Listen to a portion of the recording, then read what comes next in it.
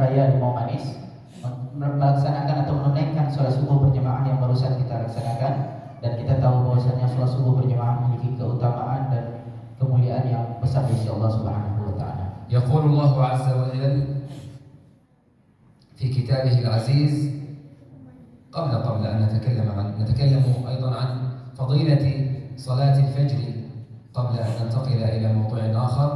قال النبي محمد صلى الله عليه وسلم: من صلى الفجر في جماعة فهو في ذمة الله. وقال أيضا: ركعتا الفجر خير من الدنيا وما فيها. ركعتا السنة كيف بالفريضة؟ Sebelum kita pindah ke tema utama yaitu tentang Palestina, sedikit kita sampaikan keutamaan salat subuh dalam sebuah hadis Nabi SAW bersabda, "Man shalla al-fajr fi jama'atin fa huwa fi dhimmatillah." Barang siapa yang salat subuh berjamaah maka dia berada dalam jaminan dan tanggungan Allah Subhanahu wa taala. Dalam hadis lain Nabi mengatakan, "Raka'atul fajri khairun minad dunya wa ma fiha." Salat sunnah 2 rakaat sebelum salat subuh lebih baik daripada dunia dan seisinya. Ini sunnah Bapak Ibu. Apalagi kalau seandainya kita kerjakan salat wajibnya, tentu lebih besar di sisi Allah dibanding salat sunnahnya, karena ibadah wajib lebih besar pahalanya di sisi Allah daripada ibadah sunnah. وقال أيضا سيدنا محمد صلى الله عليه وسلم: بشر المشائين بالظلم إلى المساجد بالنور التام يوم القيامة. بشر المشائين بالظلم إلى المساجد بالنور التام يوم القيامة. Dan dalam sebuah hadis Nabi juga mengatakan, basyaril musyaina ilal masjid bidzulal tam yaumil qiyamah.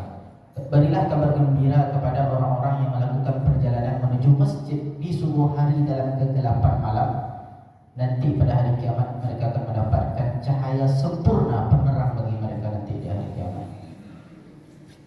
هذه صلاة الفجر الذي لا يأتي إليها إلا الرجال.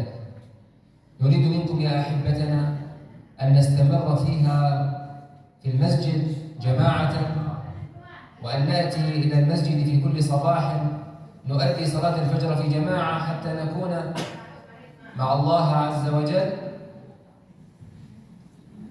في رمضان وبعد رمضان بإذن الله، ليس فقط في رمضان.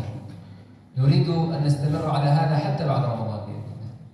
Dan tidaklah datang melaksanakan sholat subuh berjamaah melainkan orang-orang yang punya jiwa kedekatan dengan Allah Subhanahu wa taala, berani di sisi Allah Subhanahu wa taala. Dan kita laksanakan sholat subuh berjamaah seperti pada pagi ini di dalam Ramadan, dan kita lanjutkan nanti juga pasca Ramadan seterusnya, sehingga kita memiliki hubungan kedekatan dengan Allah Subhanahu wa taala. يقول الله عز وجل في كتابه العزيز في سورة الإسراء: أعوذ بالله من الشيطان الرجيم، بسم الله الرحمن الرحيم، سبحان الذي أسرى بعبده ليلا من المسجد الحرام إلى المسجد الأقصى الذي باركنا حوله لنريه من آياتنا إنه هو السميع البصير. هذا المسجد الذي يتمنى كل فرد منا أن يذهب إليه وأن يصلي في ساحاته وأن يرى أسواره، فأسأل الله عز وجل أن يرزقنا زيارة واجتماعا مثل هذا في المسجد الأقصى بإذن الله.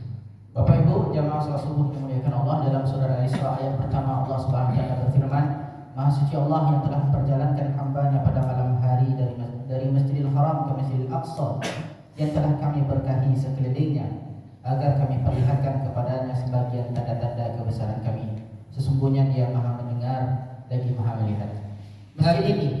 Masjid ini Masjid Al-Aqsa merupakan masjid yang mulia. Masing-masing kita di masjid ini berharap untuk bisa berkunjung ke masjid ini dan bisa melaksanakan sholat di dalam kawasan masjid ini. Kita berdoa kepada Allah Subhanahu wa taala, kita dikumpulkan oleh Allah seperti mana kita dikumpulkan pagi ini. Suatu saat kita akan dikumpulkan di Masjid Al-Aqsa melaksanakan ibadah bersama-sama. قال النبي محمد صلى الله عليه وسلم: لا تشد الرحال إلا إلى 3 مساجد. وقال: المسجد الحرام والمسجد الأقصى ومسجدي هذا، أي أن المسجد الأقصى له بركة عظيمة. وأيضا قال عن المسجد الأقصى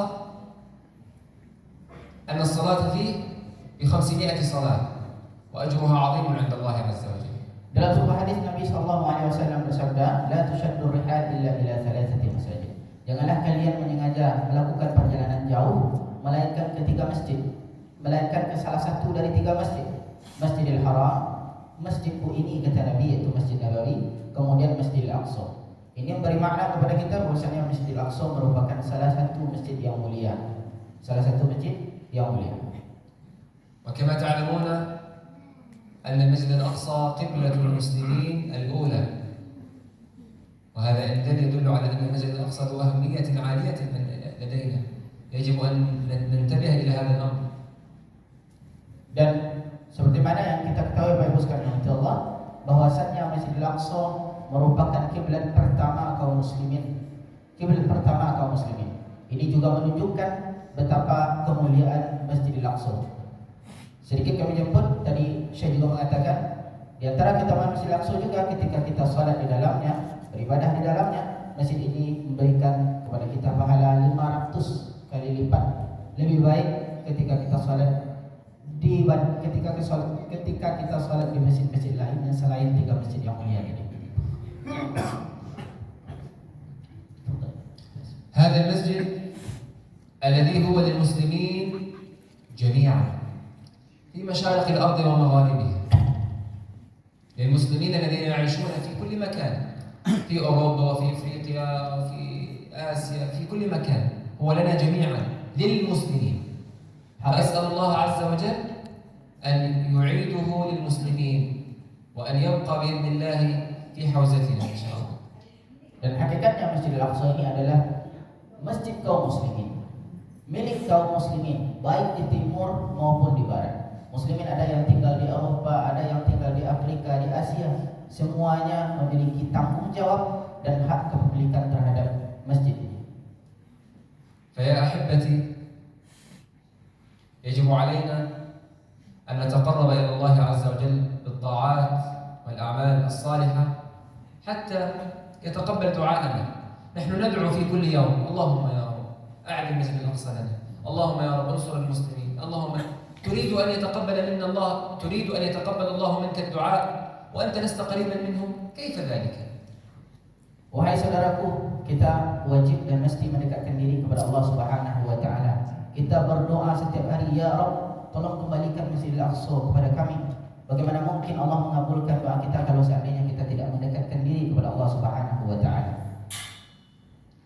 فعلينا أن نعرف جيدا كيف ننمي ونطور علاقتنا مع الله عز وجل، خصوصا في هذا الشهر. هذه فرصة عظيمة، شهر رمضان الذي أنزل فيه القرآن هدى للناس وبينات من الهدى والفرقان. كيف لنا أن نعيش في رمضان ونخرج من رمضان كما كنا قبل رمضان؟ هذا ليس أمرا جيدا. يجب أن نكون في رمضان كما يحب الله ونطور من أنفسنا ونتقرب إلى الله، ونخرج من رمضان بشخصية وبقلبا وبعقلا مختلفا عما كان سابقا. Kita mesti meningkatkan, menguatkan hubungan kita dengan Allah Subhanahu wa taala. Dan bulan Ramadan ini adalah bulan terbaik untuk kita mengembangkan, meningkatkan, menguatkan hubungan kita dengan Allah Subhanahu wa taala. Jangan sampai bagaimana kondisi kita sebelum Ramadan, seperti itu juga kondisi kita pasca Ramadan. Ini bukanlah sesuatu yang baik. Maka ketika kita Ramadan maksimal melaksanakan ketaatan, bertaqarrub, mendekatkan diri kepada Allah Subhanahu wa taala, maka pasca Ramadan harusnya kita lebih baik dan lebih dekat kepada takwa kepada Allah Subhanahu wa taala. لديكم إخوة مسلمون في المسجد الأقصى وفي فلسطين يحتاجون منكم الدعاء، لأنهم هم منكم وأنتم منهم مسلمون كما نحن مسلمون كما قال النبي محمد صلى الله عليه وسلم مثل المؤمنين في توادهم وتراحمهم كمثل الجسد الواحد إذا اشتكى منه عضو تداعى له سائر الجسد بالسهر والحمى هذا الجسد نشبهه بأنه مسلم كامل إذا تألم مسلم في أفريقيا يتألم الجسد إذا تألم مسلم في أوروبا يتألم الجسد فكلنا جسد واحد أمة واحدة. Bapak Ibu kaum muslimin yang dirahmati Allah, kita kaum muslimin dalam sebuah hadis Nabi SAW mengatakan mathalul muslimina kal jasadil wahid. Perumpamaan orang-orang Islam atau orang-orang yang beriman kepada Allah Subhanahu wa taala seperti satu tubuh. Seperti satu tubuh. Kalau sakit salah satu bagian tubuh kita, maka merintih bagian tubuh yang lain. Kalau sakit saudara muslim kita yang ada di Afrika, yang lain ikut merintih. Kalau sakit saudara kita yang ada di Eropa, maka kaum muslimin yang lain ikut merasakan rasa sakit itu. Maka saudara-saudara kita yang ada di Palestina membutuhkan doa-doa terbaik kita agar mereka selalu dalam lindungan Allah Subhanahu wa taala. Wa as'alullah azza wa jalla an yansura ikhwanana fi Filastin ala a'da'ihim. وأسأل الله عز وجل أن ينصر المسلمين المستضعفين في كل مكان فوق كل أرض وتحت كل سماء. يجب أن نتذكر دائما إخواننا في كل مكان في فلسطين وفي غير فلسطين حتى نشعر بهم وهم عندما يرون أننا نشعر بهم وندعو لهم يفرحون. Dan kita meminta berdoa kepada Allah Subhanahu wa taala agar Allah bantu saudara-saudara kita yang ada di bumi Palestina dan Allah membantu saudara-saudara kita yang lemah yang berada di bagian-bagian bumi manapun, yang berada di atas tanah dan di bawah langitnya Allah Subhanahu wa taala. Mereka gembira Bapak Ibu sekalian rahmati Allah. Mereka merasakan senang atas doa-doa yang kita panjatkan untuk mereka.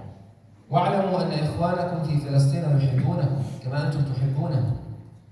هم يعرفون جيدا أنكم تحبونهم حبا كثيرا. فأسأل الله عز وجل أن يجمعنا جميعا في المسجد الأقصى ونصلي في ساحاته ونتجول في شوارعه وأزقته بإذن الله. Dan kami menyampaikan saudara-saudara muslim yang ada di Palestina sangat mencintai kalian semua, Bapak Ibu sekalian dirahmati Allah, khususnya masyarakat Indonesia seperti mana kalian mencintai mereka. Dan kita berdoa kepada Allah Subhanahu wa taala agar nanti kita dipertemukan dengan mereka dalam keadaan senang dan bahagia di Masjidil Aqsa.